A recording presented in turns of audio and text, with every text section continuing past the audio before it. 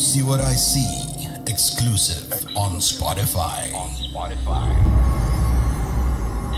Download Anchor untuk bikin podcastmu gratis.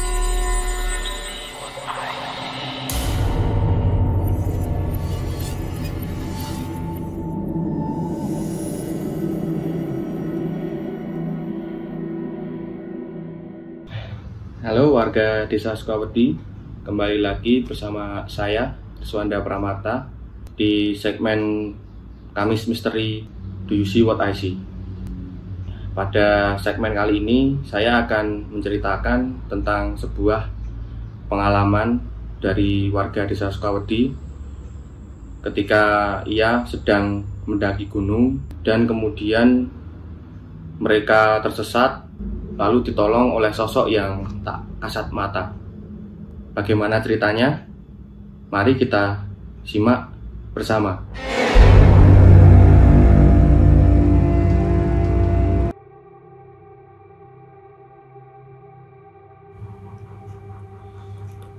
Sebagai salah satu anggota senior unit kegiatan mahasiswa pencinta gunung, Joni sudah terbiasa mengikuti pendakian beberapa gunung.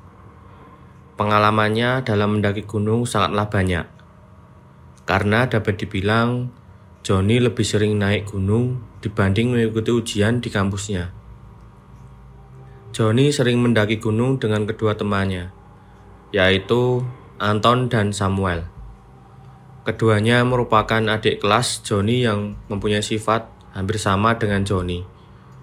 Mereka bertiga selalu berdiskusi tentang rencana pendakian untuk gunung yang belum mereka lakukan. Mereka sudah berencana untuk mendaki gunung yang lebih tinggi dibandingkan gunung yang mereka daki selama ini. Pada libur semesteran tahun lalu, kesempatan itu tiba, dan mereka bertiga sudah siap untuk mengunjungi salah satu gunung yang terkenal dengan ketinggiannya. Persiapan sudah mereka lakukan sejak lama, baik alat pendakian, kondisi tubuh, konsumsi, dan sebagainya.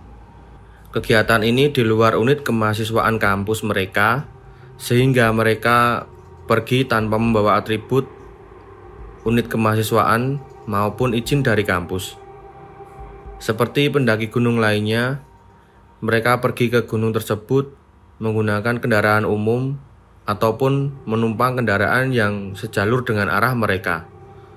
Pada awalnya, semuanya berjalan baik-baik saja, dan mereka bisa sampai ke titik awal pendakian gunung tersebut. Setelah melapor ke pos awal, mereka sebenarnya dianjurkan bahkan diwajibkan untuk menggunakan pemandu maupun pembawa barang atau porter untuk membantu mereka agar tidak tersesat di gunung yang terkenal dengan ketinggiannya itu. Namun, mereka bertiga menolak karena merasa bahwa mereka berpengalaman dan sudah sering melakukan pendakian. Mereka juga sering mengikuti pelatihan pendakian dan memiliki alat yang lengkap. Argumen mereka ditolak. Ketiganya tidak diperbolehkan mendaki oleh petugas pos karena untuk mendaki wajib menggunakan pemandu agar tidak tersesat. Sikap petugas ini sebenarnya benar, karena sudah banyak pendaki berpengalaman yang tersesat atau bahkan hilang di gunung tersebut karena tidak menggunakan pemandu di sana. Penolakan itu tidak membuat Joni, Anton, dan Samuel menjadi luluh dan mengikuti saran petugas. Mereka memutuskan keluar dari pos dan mencari jalur pendakian lainnya di gunung tersebut. Mereka tidak menggunakan jalur pendakian resmi yang ada di gunung tersebut. Mereka merasa bahwa mengikuti jalur pendakian resmi bukanlah tantangan bagi pendaki senior seperti mereka. Mereka juga tidak menggunakan pemandu, namun memiliki peta pendakian gunung tersebut. Untuk menghindari petugas, mereka melakukan pendakian ilegal di sore hari menjelang malam, dengan harapan agar petugas patroli sulit menemukan mereka. Berbekal pengalaman dan kemampuan pendakian mereka serta alat yang sangat memadai, Johnny dan kedua temannya tidak merasa kesulitan untuk mendaki melewati jalur ilegal dan memotong ke beberapa jalur pendakian resmi. Mereka sudah paham betul dengan beberapa jalur pendakian, pos-posnya, dan sebagainya, karena mereka bukanlah pendaki pemula. Ketika melewati jalur pendakian tidak resmi itu, mereka berkali-kali melewati jalur berlumpur, tumpukan pohon berduri, hingga jalanan yang berliku-liku. Namun, itu semua tidak menjadi kendala selama mereka mempunyai peta dan penunjuk arah yang tepat. Malam pun tiba. Mereka memutuskan berhenti mendaki dan membangun tenda serta menyiapkan berbagai perlengkapan dan konsumsi. Meskipun hanya bertiga, mereka cukup efisien dan mampu menyelesaikannya dalam waktu yang cepat.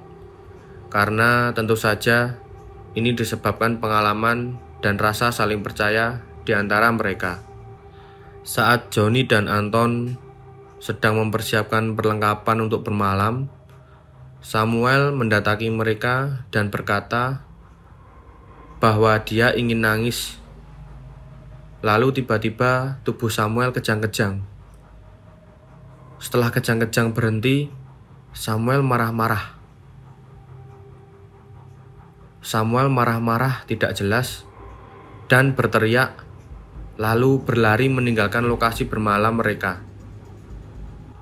Johnny dan Anton mengikuti arah lari Samuel dan ikut meninggalkan peralatan mendaki mereka.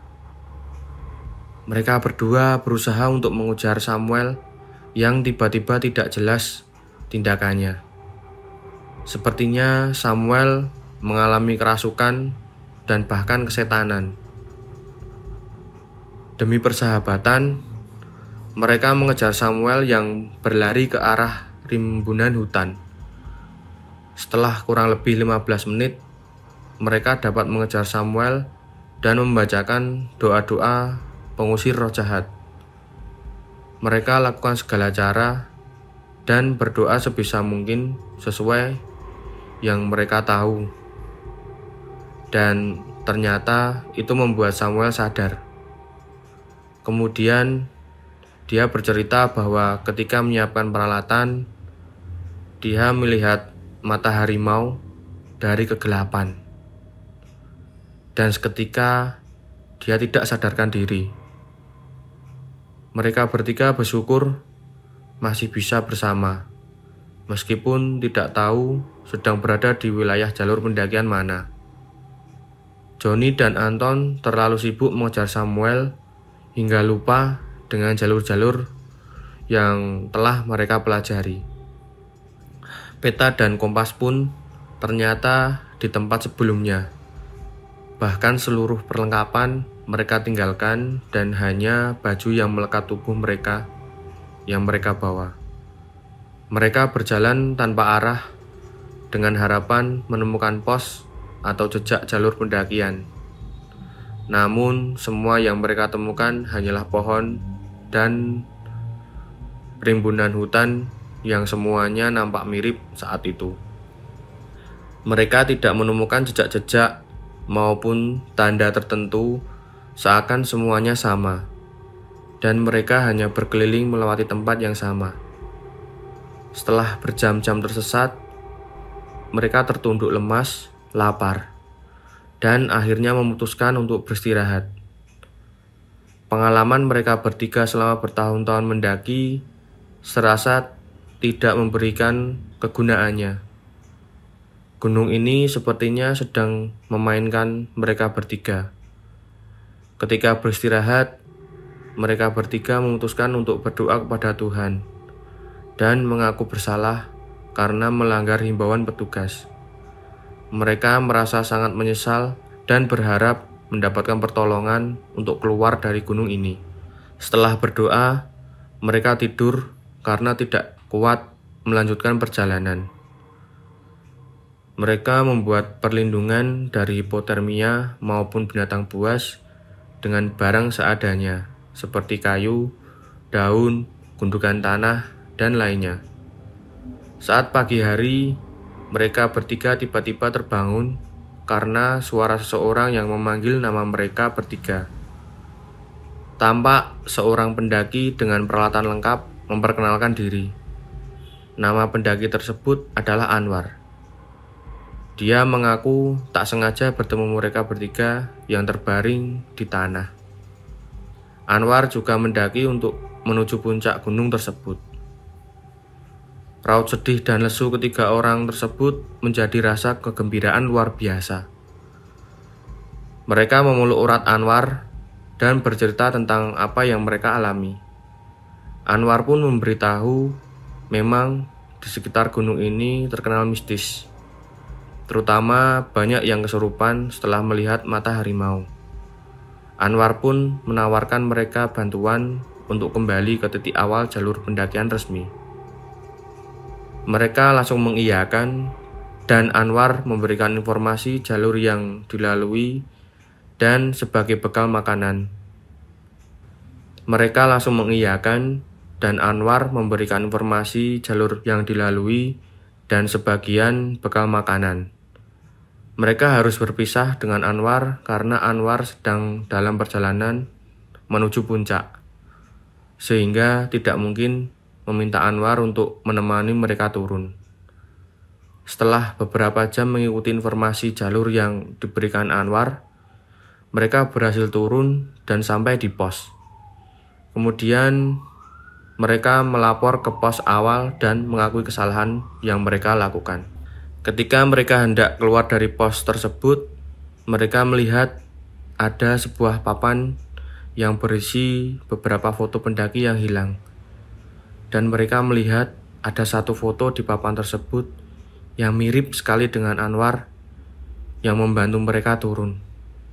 Mereka pun kaget dan hanya bisa duduk terdiam sambil menatap satu sama lainnya.